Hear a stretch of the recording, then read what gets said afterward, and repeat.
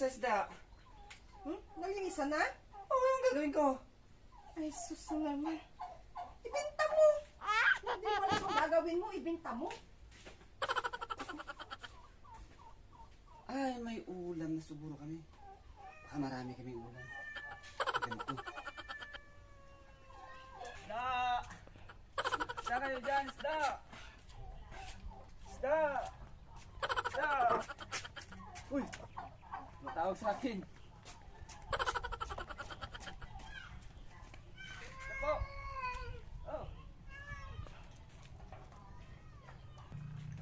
Init. Ayan. Sigurado. Matutuwa ngayon si Bakat. Bakat! Hoy, Bakat! Hoy, Bakat! Ay, hiningal ako. Bakit? Hingal ka. Init kasi sa labas eh. Asa ito? Ano yan? Ano yan? Ano to? Saka ito.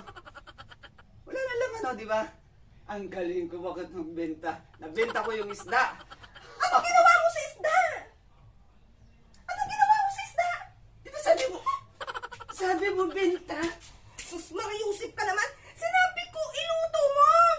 Bakit ibininta mo pala? Anong uulamin mo ngayon? Magdidildil ka ng asin. Yung mga palad mo ang iprite mo. Yun ang uulamin mo. Sabi mo, ibenta ka. Akala ko marami tayong ulam. Marami. Pinalilinisan ko sa'yo. Bininta-binta mo. Ayun na. Pati na nga. Kasi, mong sa liwanagin sinasabi mong benta, di bibenta. Akala ko marami tayong ulam. Paano kasi sinabi mo na, ang gagawin? Gagawin, siyempre, iluluto yun.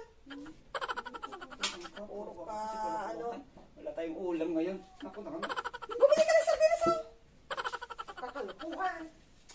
Sardinas tuloy ang ulam. Isda, sabi. Kulit mo kasi. Naku, sabi benta.